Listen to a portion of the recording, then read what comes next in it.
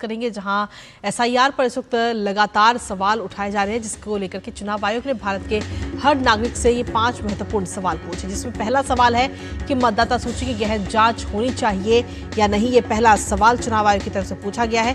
तो वहीं दूसरा सवाल है कि मरे हुए लोगों के नाम हटाने चाहिए या नहीं। ये दूसरा सवाल इस वक्त चुनाव आयोग ने पूछा है आम लोगों से, नागरिकों से। तीसरा सवाल है कि जिन लोगों के नाम मतदाता सूची में 2 या अधिक जगह पर हैं, उनके नाम एक ही जगह पर होने चाहिए या नहीं। चौथा सवाल पूछा है कि जो लोग दूसरी जगह जाकर बस गए हैं, उनके नाम सूची से हटने चाहिए या नहीं। और पांचवा सवाल है कि विदेशियों के नाम हटाने चाहिए या नहीं। तो चुनाव आयोग की तरफ से ये 5 सवाल इस वक्त पूछे गए हैं आम लोगों से, देश के हर नागरिक से ये 5 सवाल पूछे गए हैं। दरअसल बिहार में विधानसभा चुनाव से पहले जिस तरीके से एसआईआर की पूरी प्रक्रिया शुरू हुई है, तभी से विपक्ष की तरफ से लगातार इसका विरोध किया जा रहा है। और सीधे तौर पर अगर हम देखें तो ये 5 सवाल इस वक्त चुनाव आयोग ने पूछे हैं और इन 5 सवालों का जवाब हर एक नागरिक से मांगा है कि क्या जो जांच हो रही है वो जांच होती रहनी चाहिए, मतदाता सूची की गहन जांच होनी चाहिए या नहीं। ये पहला सवाल इस वक्त चुनाव आयोग की तरफ से पूछा गया है। इसके साथ ही जो दूसरा सवाल है वो ये है कि जिन लोगों की मृत्यु हो चुकी है, जो जिनकी डेथ हो चुकी है, क्या उन लोगों के नाम इस लिस्ट से हटने चाहिए या नहीं हटने चाहिए। ये सवाल भी चुनाव आयोग ने पूछा है। इसके बाद आता है तीसरा सवाल, और तीसरा सवाल है कि जिन लोगों के नाम मतदाता सूची में 2 या फिर उससे ज्यादा जगह पर है, क्या उनके नामों को एक साथ मर्ज करना चाहिए या नहीं, एक ही जगह पर उनका नाम होना चाहिए या नहीं। ये तीसरा सवाल चुनाव आयोग ने देश के हर एक नागरिक से पूछा है। इसके बाद में आता है चौथा सवाल, और चौथा सवाल यह है कि जो लोग दूसरी जगह पर जाकर बस गए हैं, एक जगह से दूसरी जगह चले गए, दूसरे राज्य में चले गए हैं, क्या उनका नाम उस जगह की सूची से हटना चाहिए या नहीं हटना चाहिए। ये सवाल भी चुनाव आयोग ने पूछा है। और उसके बाद में आता है 5वां और अंतिम सवाल, जो चुनाव आयोग ने देश के हर नागरिक से पूछा है और कहा है कि विदेशियों के नाम हटने चाहिए या नहीं। जो विदेशी भारत के तौर पे भारत की इस सूची में जिनका नाम है लेकिन वो विदेश में रहते हैं, वहीं पर कामकाज करते हैं, क्या उनका नाम इस सूची से हटना चाहिए या नहीं। तो कुल मिलाकर ये 5 सवाल चुनाव आयोग की तरफ से पूछे गए हैं और कहा गया है कि हर नागरिक को इन सवालों के जवाब देने हैं। और ऐसे में ये भी कहा कि अगर उत्तर हाँ में है तो फिर चुनाव आयोग को मतदाता सूची को शुद्ध बनाने के लिए, इस कठिन कार्य को सफल बनाने में आप अपना योगदान दीजिए। ये बात भी चुनाव आयोग ने कही है।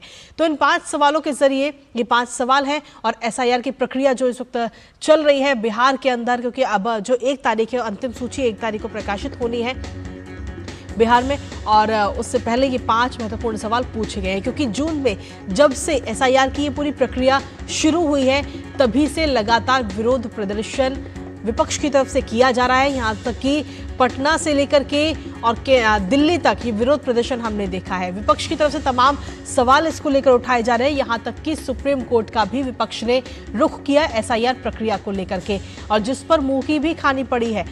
क्योंकि आपको बता दें कि एसआईआर प्रक्रिया के दौरान लाखों लोगों के नाम इसमें हटाए गए हैं और उन लाखों लोगों में नाम है खासतौर पे उन लोगों के जो एक जगह से दूसरी जगह शिफ्ट हो चुके हैं, या फिर जिनकी मृत्यु हो चुकी है, या जिनके नाम एक से ज्यादा जगह पर लिखे हुए हैं, उनके नाम इसमें शामिल हैं, या जिनका कोई अता पता नहीं चल रहा, उनके नाम भी इस सूची से हटाए गए हैं। बताया जा रहा है करीब 65 लाख लोगों के नाम इसमें हटाए गए।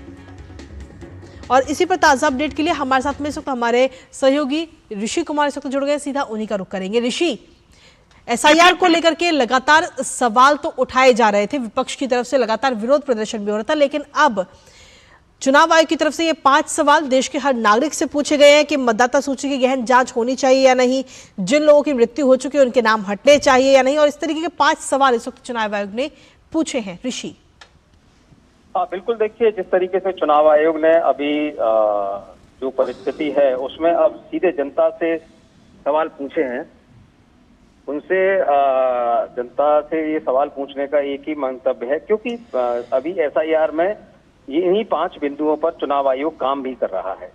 क्योंकि जिन लोगों के नाम सूची में नहीं है उनकी न होने की वजह सिर्फ 5 जो है, और उन्हीं 5 वजहों पर उन्होंने जनता के बीच में ये सवाल रखे हैं कि क्या गहन जांच होनी चाहिए या नहीं होनी चाहिए, क्या मरे हुए लोगों के नाम हटने चाहिए या नहीं हटने चाहिए, क्या ऐसे लोग जो 2 या 4 जगहों पर मतदाता सूची में जिनके नाम दर्ज हैं उनके नाम हटने चाहिए या नहीं हटने चाहिए, क्या दूसरी जगहों पर जो लोग बस गए हैं उनकी पहली जगह पर नाम हटने चाहिए या नहीं हटने चाहिए, और आखिरी सवाल, क्या विदेशियों के नाम हटने चाहिए कि नहीं हटने चाहिए। और इन्हीं आधार पर एसआईआर के अंतर्गत चुनाव आयोग ने अभी जो भी कार्रवाई हुई है वो इन्हीं 5 सवालों के ऊपर ही हुई है। तो अब ये सीधे प्रश्न चुनाव आयोग ने रखे हैं, जिसमें कि अब जनता के सामने रख दिए हैं कि अब इस पर आप हाँ या ना में चाहते हैं। अगर आपकी हाँ है तो आप आयोग को मदद करें। और ऐसे लोगों में खास तौर से जब एसआईआर की प्रक्रिया चल रही है तो उसमें लोगों की महत्वपूर्ण भूमिका है और बिहार में देखी भी जा रही है, क्योंकि काफी अच्छी तरीके से इस पूरे के पूरे प्रोसेस को आयोग के साथ मिलकर जनता ने भी उसमें पार्टिसिपेट किया है, तभी इतनी बड़ी तादाद में सभी फॉर्म जमा हुए हैं और एसआईआर की प्रक्रिया आगे बढ़ पाई है। ऋषि, जब से ये एसआईआर की प्रक्रिया शुरू हुई विपक्ष की तरफ से तभी लगातार हंगामा किया जा रहा है। पटना में काफी हंगामा देखने को मिला, विरोध प्रदर्शन देखने को मिला। इसके साथ ही पार्लियामेंट का जो मानसून सत्र था उस मानसून सत्र को भी ढंग से नहीं चलने दिया विपक्ष ने, और मुद्दा था सिर्फ एक ये एसआईआर को लेकर। सुप्रीम कोर्ट तक का रुख किया गया, लेकिन वहां से भी कुछ खास जवाब विपक्ष को नहीं मिला है। और जो सवाल विपक्ष की तरफ से उठाए गए हैं एसआईआर को लेकर, उन सभी सवालों का बखूबी जवाब इलेक्शन कमीशन की तरफ से दिया गया है। कई बार प्रेस कॉन्फ्रेंसेस की गई हैं उन सवालों का जवाब देते हुए। हाँ बिल्कुल, इन सब मसलों पर ही आयोग बार बार कहता रहा है कि इस प्रोसेस को आगे बढ़ाने में अगर देश की जो सूची है, मतदाता सूची है, जो कि सेक्रेट सूची, पवित्र सूची भी मानी जाती है, क्योंकि इसी के माध्यम से लोकतंत्र की प्रक्रियाएं आगे बढ़ती हैं, लोकतंत्र आगे बढ़ता है जी। और सरकारें बनती हैं।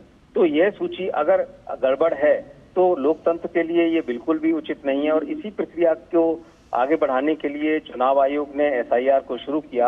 और एसआईआर के मसले पर अब जिन 5 बिंदुओं के आधार पर खास तौर से एसआईआर चल रहा है, उन्हीं सवालों को जनता के सामने भी रखा है, ताकि वो खुद इस मामले में सोचें कि एसआईआर को किस तरीके से चुनाव आयोग चला रहा है। देखिए ऋषि, जो 5 सवाल पूछे गए हैं ये 5 सवाल काफी महत्वपूर्ण हैं, और हम पारदर्शी तरीके की बात करते हैं, लोकतंत्र की हम बात करते हैं। तो ऐसे में इन 5 सवालों के जवाब की अगर हम बात करें तो आम जनता जो है, जो हर नागरिक है देश का, वो सीधे तौर पर यही कहेगा कि हाँ ये सभी चीजें बहुत ज्यादा जरूरी हैं। बिल्कुल, इसी वजह से चुनाव आयोग ने अब ये बात जनता के सामने भी रख दी है, क्योंकि लगातार विपक्ष के आरोप और लगातार उन पर जो टारगेट किया जा रहा है, इस वजह से आयोग को ये बात मालूम है कि जनता सबसे ज्यादा महत्वपूर्ण है किसी भी लोकतांत्रिक प्रक्रिया में। तो ऐसे में उन्होंने ये जनता के सामने सवाल रखे हैं, क्योंकि इसमें जनता ही है जो मतदाता सूची में शामिल हो रही है, मतदाता के रूप में काम कर रही है। और ऐसे में जब इन 5 सवालों के ऊपर एक जनता के बीच में ओपिनियन बनेगा और एक प्रेशर बनेगा, तब आयोग को इसमें समर्थन भी मिलेगा। और इसी तरीके का समर्थन आयोग ने जनता से मांगा भी है। देखिए, शुरुआत से ही ऋषि लगातार विरोध भी हो रहा है, और इसके साथ ही जिन लोगों के नाम हटाए गए हैं लाखों की संख्या में, उन लोगों की सूची की मांग भी विपक्ष की तरफ से की जा रही थी, लेकिन अब वो जो सूची है वो भी जारी कर दी गई है। आखिर उसके बावजूद भी क्या किसी प्रकार की समस्या है विपक्ष को? देखिए, विपक्ष का जहां तक है एसआईआर के पूरे प्रोसेस को लेकर ही विरोध है, और इस विरोध को राजनीतिक रंग भी दिया गया है। तमाम समय पर हमने देखा बार बार इस पर विरोध हुआ, पार्लियामेंट में लगातार हंगामा रहा, और पूरे के पूरे सत्र के दौरान पहले दिन से लेकर आखिरी दिन तक एसआईआर के मसले पर विपक्ष का विरोध जारी रहा, और गतिरोध के चलते तमाम विधायी कार्य प्रभावित भी हुए, चर्चाएं नहीं हो पाई। लेकिन ये पूरी की पूरी जो प्रक्रिया है, ये आयोग के अनुसार एक तरीके से शुद्धिकरण की प्रक्रिया है, क्योंकि बार बार सूची पर भी सवाल उठाए गए, महाराष्ट्र चुनाव में, हरियाणा चुनाव में।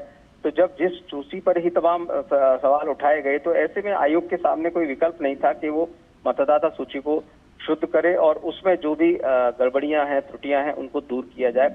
और वैसे भी इंटेंसिव रिवीजन जो है संविधान सम्मत है, और आयोग के पास ये पर्याप्त अधिकार है कि वो इंटेंसिव रिवीजन समय समय पर कराता रहे। 20 वर्ष पहले भी बिहार में इंटेंसिव रिवीजन हुआ था, और भी समय पर देश में इंटेंसिव रिवीजन हुए हैं। उसी प्रक्रिया में ये इंटेंसिव रिवीजन हो रहा है। इन 5 बिंदुओं के आधार पर ही इंटेंसिव रिवीजन की गतिविधियां आगे चल रही हैं, जिसमें कि लोगों के नाम हटे हैं।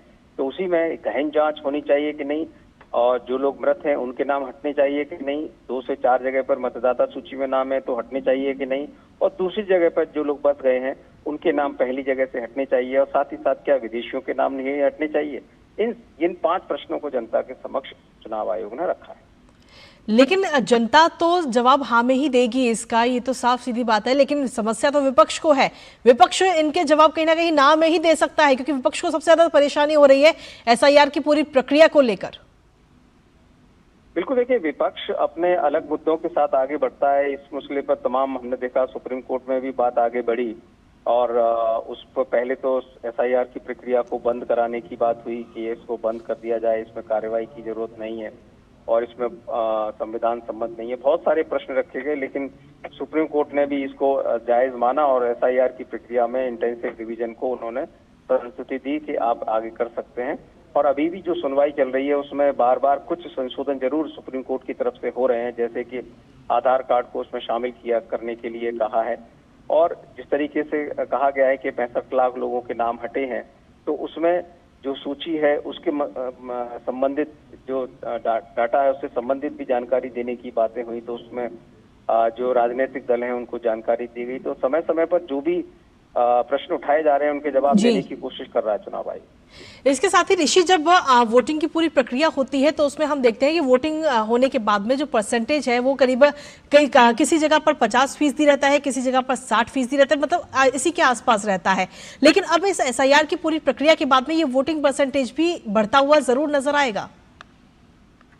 बिल्कुल, देखिए वोटिंग परसेंटेज होता ही वो है जो टोटल मतदाता होते हैं उसके आधार पर। अगर फर्जी मतदाता ज्यादा होंगे तो वो वोटर परसेंट फॉल्स हो जाता है, क्योंकि जिन लोगों के नाम हैं 2-2 जगह पर, 3-3 जगह पर नाम है और अगर वो नाम नहीं हटे हैं तो वो काउंटिंग में तो आएंगे लेकिन उसका परसेंटेज उससे कम हो जाएगा। तो इसलिए जो एक्चुअल वोटर हैं अगर वही रहेंगे और जब वो वोट डालते हैं अधिकांश तादाद में तो एक्चुअल परसेंटेज आएगी, इससे परसेंटेज जो है वो भी अलग दिखाई देगी। चलिए, बहुत बहुत शुक्रिया ऋषि, तमाम जानकारी और अपडेट्स हमारे साथ साझा करने के लिए। इस खबर से जुड़े हुए लगातार आप इस पर अपनी नजर बनाए रखें।